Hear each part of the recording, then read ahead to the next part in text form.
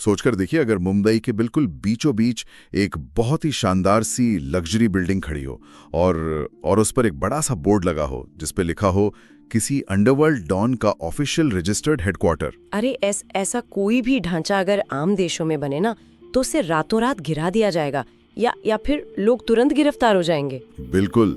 लेकिन जापान में याकुजा नाम का जो गैंग है वो सच में एक ऑफिशियल हेडक्वार्टर से अपना पूरा नेटवर्क चलाता है, मतलब छुपकर नहीं, बिल्कुल खुलेआम। हाँ, और आज की हमारी इस गहरी चर्चा का मिशन ना इसी सिस्टम को समझना है।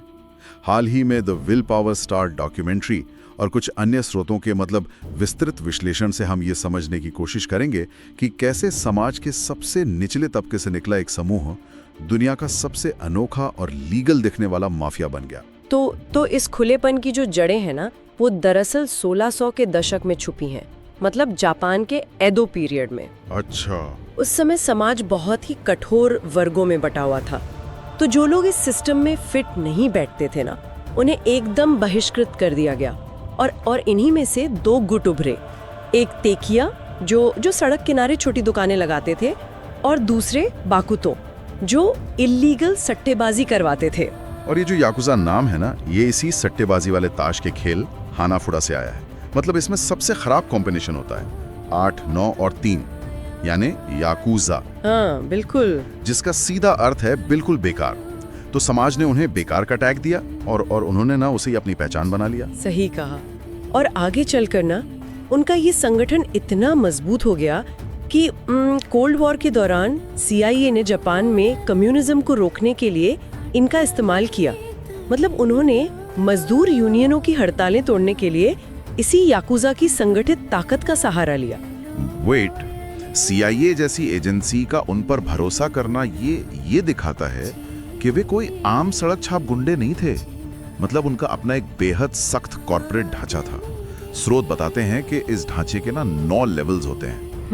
मतलब लेवल 1 तो किसी अनपेड इंटर्न की तरह है जिसकी ईगो तोड़ने के लिए ना उससे सिर्फ टॉयलेट साफ करवाए जाते हैं। अरे बाप रे। हाँ, और जो बिना टूटे सरवाइव कर लेता है वो इन लेवल्स को पार करके सुप्रीम बॉस यानी CEO बन जाता है, बिल्कुल किसी मल्टीनेशनल कंपनी की तरह। हाँ, लेकिन इस कॉर्पोरेट सीढ़ी पर टिके रहने की कीमत बहुत भारी होती है।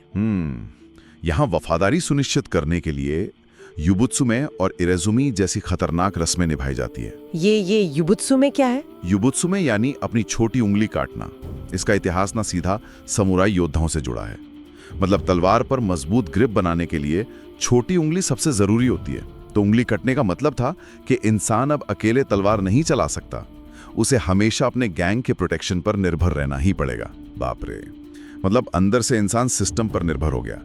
और इरेजुमी यानी पूरी बॉडी पर बने टैटू की वजह से बाहरी समाज से हमेशा के लिए कट गया। बिल्कुल, वो कहीं जा नहीं सकते ऐसे टैटू के साथ। लेकिन स्रोतों में ना एक बहुत बड़ा विरोधाभास सामने आता है।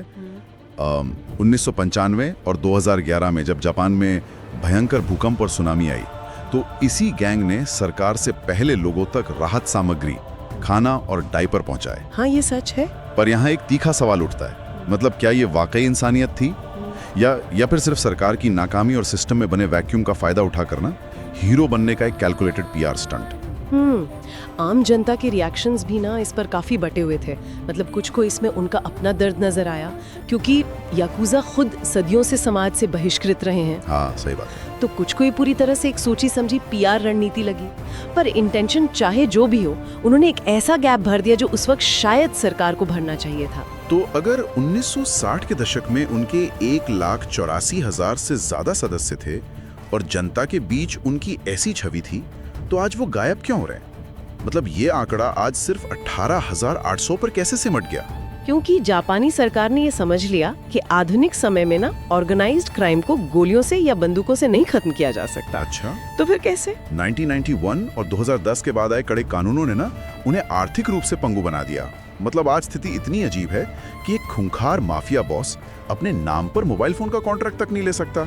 सच में? हाँ, वे बैंक अकाउंट नहीं खोल सकते, घर रेंट पर नहीं ले सकते और अपने टैटू की वजह से ना जिम या पब्लिक बात जैसी सामान्य जगहों पर भी नहीं जा सकते। वाह! और शायद उन्होंने पलटवार इसलिए नहीं किया क्योंकि उनको पता है कि उनका असली बिजनेस मॉडल शांति और मुनाफे पर टिका है। मतलब सरकार से सीधे युद्ध का मतलब होगा अपने बचे खुचे नेटवर्क का भी पूरी तरह से सफाया कर लेना। उन्हें समाज और अर्थव्यवस्था से इस तरह काट दिया गया है कि उनका वो पूरा लीगल दिखने वाला ढांचा ही ढह गया है। मतलब किसी भी बड़े माफिया को खत्म करने के लिए ना हथियारों से ज्यादा ब्यूरोक्रेसी और बैंकिंग के नियम असरदार होते हैं। ये चर्चा वाकई बहुत कुछ सिखाती है, लेकिन ये पूरी स्थिति ना एक गंभीर सवाल भी खड़ा करती है। वो क्या? जो लोग याकूजा छोड़ चुके हैं पर सिस्टम आज भी उन्हें सामान्य नौकरी या बैंक अकाउंट नहीं दे रहा, तो क्या ये पूरा सामाजिक बहिष्कार उन्हें वापस अंधेरे में नहीं धकेल देगा? सोचने वाली बात है। अगर उन लोगों को मुख्य धारा से पूरी तरह बाहर कर दिया गया, तो क्या ये उन्हें किसी नए, अदृश्य और ज्यादा खतरनाक अंडरग्राउंड क्राइम नेटवर्क को जन्म देने पर मजबूर नहीं कर देगा? ये एक ऐसा पहलू है जिस पर इस विश्लेषण के बाद गहराई से विचार करने की जरूरत है।